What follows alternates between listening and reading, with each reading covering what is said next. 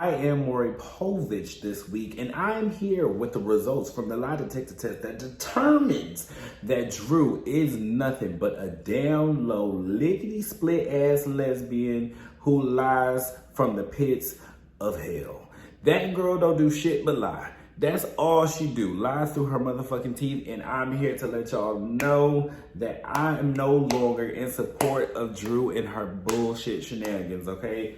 I have been trying to give this lady a pass, but she has just worked on my last nerve with these lies, okay? She has just worked on my last nerves this time. And by the way, I am Goonicorn. welcome, everybody. Come on in, grab a seat, grab a snack, tap your neighbor on the shoulder. Hey, it's girl, what's tea? How you doing? All right.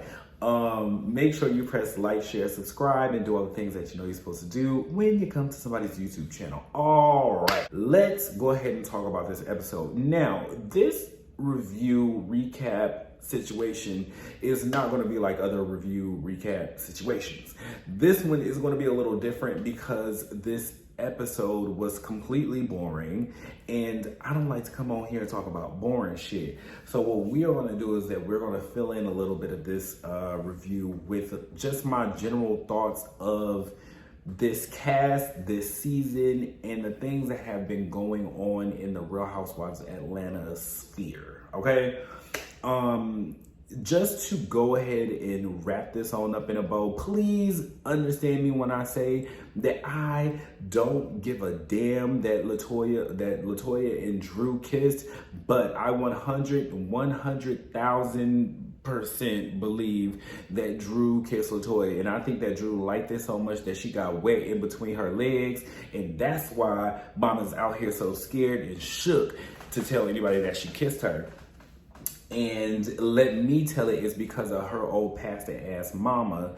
That's why she is really afraid to just go ahead and come on out with the truth. I don't think that it really has anything to do with Ralph or anything that has to do with her marriage per se. Even though I do see that some people are saying that, like, you know, if it is confirmed that she was cheating on Ralph or cheated on Ralph with Latoya, that he could use that against her in court, in which I believe that narcissistic asshole would absolutely use that against her in court, knowing that she probably has actual proof that he's been cheating on her.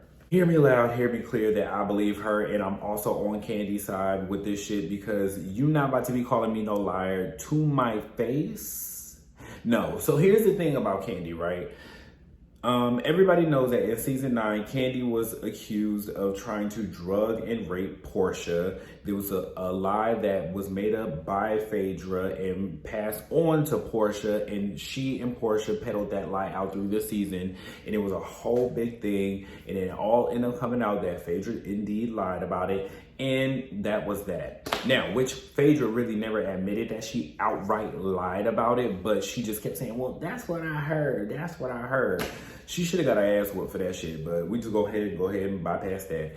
Anyway, so Kandi, even before that situation, Kandi has always been someone who is very much a woman of her word, and somebody that likes to stand on having morals and integrity and shit like that. That's something that Kandi has always been about.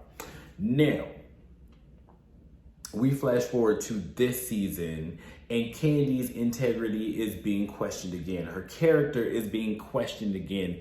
This seems to be a constant attack against Kandi, and it seems that it comes at all sides. Like, even in her group experience, it seems to always be a question about Kandi and like her.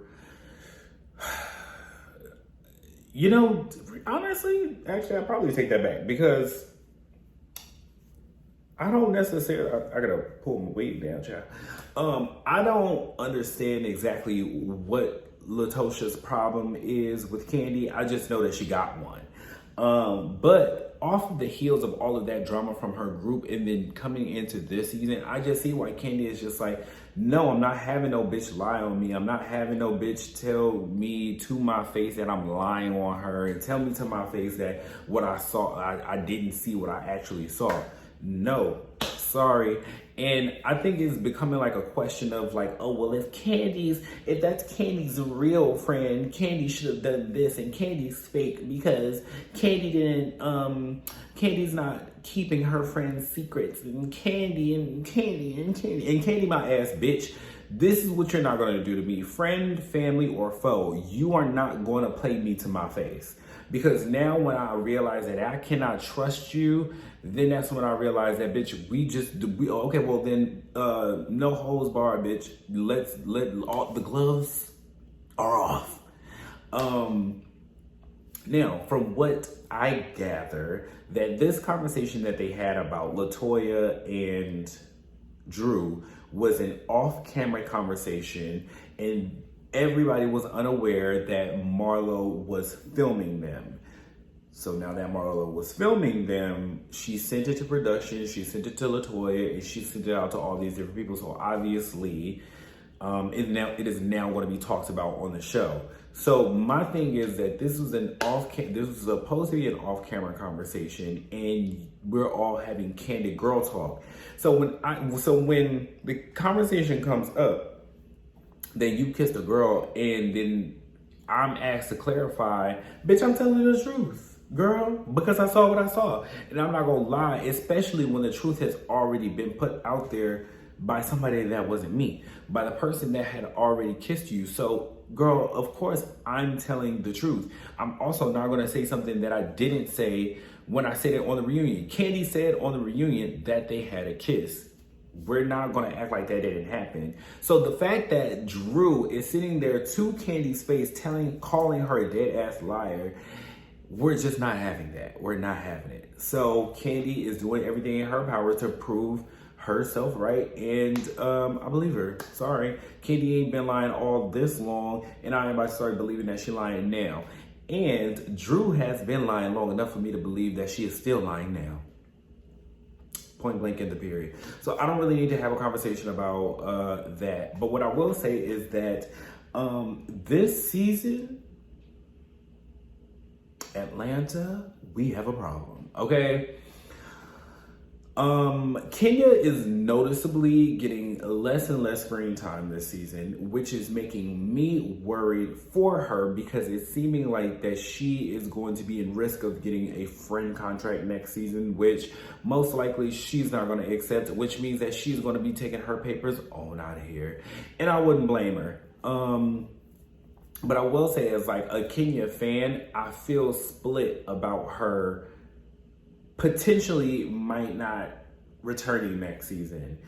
Part of me feels like Kenya has been checked out for a very long time, so I'm not prepared for her exit. I feel like us not being able to see her dating and her moving forward with her divorce and all the ins and outs of the murky nature of her divorce and her relationships, I think it is depriving us of a lot of Kenya's story. So that in and of itself has already geared us up for Kenya's departure. Kenya being cut out of scenes, Kenya not going back and forth with certain cast members, i.e. Courtney, is just like, okay, Kenya is getting ready to get the fuck up out of here. But what I hate about that is that Kenya's final season is going to look like she just kind of like died. Like the light that used to be in Kenya's eyes when she was on camera has vanished. I just restarted season 9, and if you just watch the very first few episodes of season 9, Kenya was clocked in.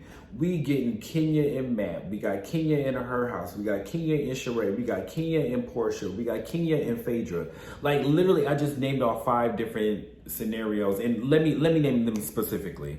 So we got Kenya and Matt rekindling their relationship after they hadn't seen each other for almost a month. We got Kenya kicking Portia out of her party after Phaedra brought her in there after not inviting Portia. Then we got Kenya Phaedra sit down for the first time in like since Kenya first appeared on the show. Then we got Kenya versus Sheree at the little escape room, and they going back and forth, and that's when we got the iconic line, twirl on some baseboards, you bitch. And then Kenya's housewarming, which was also a great scene. We had so much story to work with already within those first 3 episodes of that season, and we haven't gotten half of that this season from Kenya. And she just looks very much checked out of this experience. And honestly, I don't blame her, because when you look at the cast of bitches around her, the cast of broads around her, it is not pulling out the best of Kenya. Kenya really is only as good as her best opponent. And if she does not have anybody to spar with, or anybody, or a relationship to talk about, or a business to talk about, or, you know, something going on in her life, Kenya can't make a moment. Kenya can't cook spaghetti without spaghetti sauce. Okay, I don't know. I tried to do something, girl, it didn't work. But yeah, like the spark is just out of Kenya's eyes, and we see it. And I think that the writings are on the wall for my sister. I would say the same thing for Kandi too.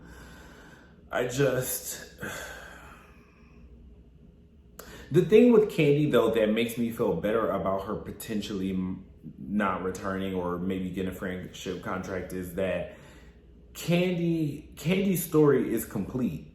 Kandi's story is complete. She got her man, she got her babies, she got her businesses, she's thriving, and now we can like push her out into the world and let her fly free without the cameras behind her. Now, I know that she's gonna be there as long as the cameras want to catch it, but I think that like if and when Kandi is ready to go, she is set. The difference between her and Kenya is that Kenya's story isn't complete. And I would hate for her to like complete her story without the cameras capturing it. We already were deprived of her getting married, and I think like first finding out that she was pregnant, which we found out on the reunion, but like her just like going through the whole like gestation process. Which gestation, I feel like that's the word I was looking for. If it wasn't, roll with it. But yeah, I just don't think that Kenya nor Kandi really has the cast around them to build a good show. And I think that is the gift and the curse of Housewives, is that it's always a revolving cast, so it's always fresh, the blessing. But sometimes when you shake it up too much, you mix the ingredients in the meal, it's just nasty. It's no longer a good peach. It's nasty. It's rotten. And that's what we got now, because y'all could really get rid of Sonya. Y'all could really get rid of Marlo. Sheree could stay or she can go. I don't really care one way or another. But Marlo and Sheree could go. Marlo and Sonya could go. They can. Just let them go. I think that Drew is actually a good fit, but again, with the cast of women that they have, like they just don't have a lot of shit going on. I think of everybody on the cast, Drew is the only one with a complete story right now. She's going through marital issues. She got problems in the group. She has friends in the group that she's working through issues with. She is casted in Kandi's movie, so she's working. Like, she has shit going on, and I'm eager to see it. But also, y'all, it's just, I don't know. The cast isn't working. And I'm not even about to keep y'all here all day with this video. I'm really just doing this because I made a commitment to myself to make sure that I put a video out every single week about this show. But it's just not working. If anything, they could take a note or two from the cast over in New York. That cast works. The cast work, like what a beautiful blend of personalities, backgrounds, cultures, socioeconomic statuses, and beauty and jobs. It's just such an array of different women, and it makes it like riveting television. We don't have riveting television over here. It is boring, it is tired, it is late, it's through. And I just think that at this point, if they get rid of Kandi and Kenya, it is time to clean house. And if you don't want to clean house completely, I think keeping Drew and LaToya would be the move. But honestly, I would just prefer an entire recast. Y'all got rid of Ebony. Y'all can get rid of Drew. Yeah, you can do that. So, I don't have a whole lot. I don't. And I'm not even about to try to stretch it out to be a whole lot. I just feel like this season is lacking, and we all see it. We all feel it. And yeah, it's time to make some changes, some very, very much needed changes. And if this is my girl Kenya's last season, she has literally made her stamp on this show, and she will never, ever, ever be replaced. Like, there will never be another Kenya. There will never be another Nene. There will literally never be another Kandi. There will never be another. Now we can get other people like the other girls, but yeah, there will never be another Kandi, Kenya, Nene, and that's it. But yeah, y'all, that was my recap of this episode. Press like, share, subscribe, do all the things. Follow me on the social media, Goonicorn, GOONICORN. And if you have anything to say, go ahead and drop it down in the comments below. All right, y'all. Toodles.